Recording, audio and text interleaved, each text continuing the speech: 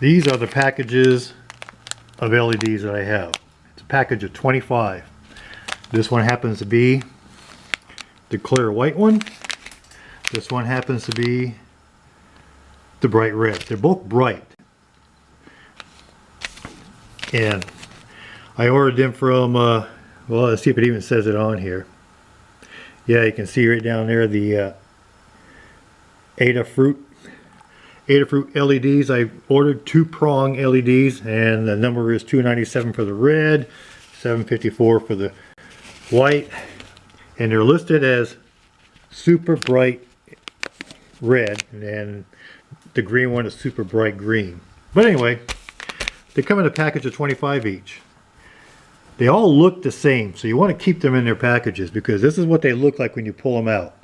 And if you don't pay attention, you'll forget which one is green, which one is red, and which one is white, because they look identical. And you'll see that one has a long prong and then there's a short prong. And if you look online, it will tell you that the long prong is probably the positive and the short is the negative. Irregardless of whether you know which the positive and negative is on this LED, the aircraft may not be wired to match exactly that. So I ended up finding out that the short wire ended up being, I'm sorry, I take that back, the long wire, the long probe contact, which Google says is a positive, the long one ends up being the common one. But if you don't know, the best thing to do is very simple. Take one prong, you can spread it apart like this, spread it apart. Take one prong, clamp it to with a small clamp, an alligator clip, to the common wire. Just hook it to the common wire. Power up the airplane, power up your lighting system. Then either with your fingers, remember those wires are coated, or if you want to use some tweezers, take the end of the wire, one of the 2 resistor wires, because you just clamp this to the common wire, take one of the 2 resistors and the wire at the end of the resistor and just touch it to the other end of this prong. If it does not light up, well then your polarity is reversed, and go ahead and attach the other prong to the common. And then do the same thing, take the resistor wire and hook it to the free end. That will determine your polarity of how you want to solder it onto the airplane, and it also will reveal the color. If you're trying to do the nav light, the red nav light, and it flashes white, or if it comes on white, you got the wrong bulb. The other thing you're going to find out is you don't know any longer which resistor is for the strobe and which resistor is for the nav. If you put it on and it's you want a red light and you get the red light to come on but it flashes, well, your common polarity is correct. You have the correct wire on the common wire, but you have the wrong resistor attached to the other end, because you don't want the flashing is for the strobe light side. So if it flashes, that's the strobe light resistor. So that's how you check it out. Find out the common wire, clamp it to it, contact your other 2 resistors to the free end, and you can determine whether or not you have the right polarity, and not only that, the right color, and also whether you're on the strobe side or the nav side. Once you've done that, then you're going to probably want to make sure you keep track of what your common wire is, and that's going to be the straight one.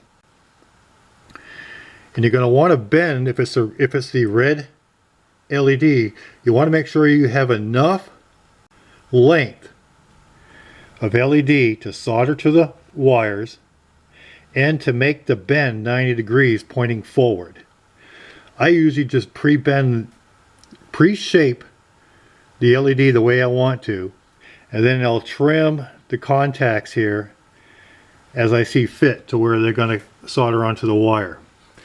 You'll be able to push it all back into the wingtip with no problem anyway, so you just use your own judgment there.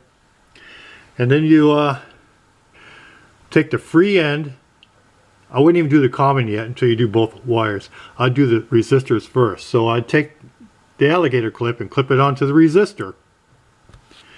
Get the side of the wire that's going to go on the resistor, which is going to be the short one here. You cut it to length, trim this to length, tin it with solder, put some flux on there and get some solder, so you tin the contact a little bit so it has a little bit of solder on it. Then with the, you can either hold on to the bulb if you want to, which is what I do, and with this alligator clip hooked to the resistor, and you get your soldering iron all cleaned up and tinned up and a bulb of wet solder on it. Lay this onto the free wire of the resistor, so they're laying out parallel and contacting. Touch it with the soldering iron, which has a bulb of solder on it. Get that all wet with solder, remove the soldering iron, hold it in place, and then you'll have your contact soldered to the resistor. You do the same thing with your other light. Once you have them both soldered to their resistors, you take your alligator clip now and reverse the process a little bit. You're going to alligator clip the two common probes on both bulbs or both lights. That common one there where they solder into the same wire. You're going to take those two, you're going to tin them up with solder just like you did the other ones. Clean them up, tin them up with solder. Use the alligator clips to keep the two pinched together, long and parallel to each other, with enough free end that you can solder it to the common wire on the airplane side. And you're just going to do the same thing. You're going to hold, while the alligator clip is holding the lights and the two prongs together, you're just going to hold the single wire of the airplane next to them or along them, contacting all three of them together, and bring up your soldering iron and wet the whole thing. Then take the soldering iron away, and then you'll have the common wires all attached. But don't forget, I did not mention this. Don't forget, before you even start soldering anything, slide some very small heat shrink all the way up the aircraft side. You're going to have some heat shrink slid all the way up on the aircraft side, so that when you're finished your soldering, you can slide the heat shrink back over your solder joints, and then with the heat gun or hair dryer or whatever you use, you can heat shrink or shrink that tube over your solder joints. Then all you have to do is reassemble the bulbs into the lens. I usually end up putting some caulking. I don't have a hot glue gun because I'm just that cheap. So I just end up using some caulking like RTV, and I put it around the inside there, inside the lens, where it meets the fuselage, so that it kind of squishes into the fuselage, but I don't let it cover the lights. But I put it in the lens area where it's going to, on the prongs of the lens, the two probes, and on the around the wiring side of the bulbs. This whole area here would be cased in an RTV, and I would just push the whole thing back in here, and as you can see, there's some RTV around the edges of that lens, and smooth it all out. That will hold it in place. Give it a test. It should work just fine. Alright guys, there you have it. There's the very LED lights that I just showed you in the package.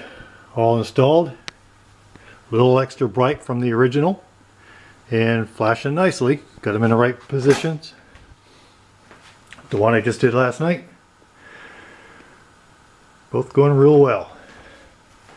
So, if you're flying at night, you're going to have a little bit brighter nav lights, red and green, just to help you in the dusk or in the dark. They'll stand out more.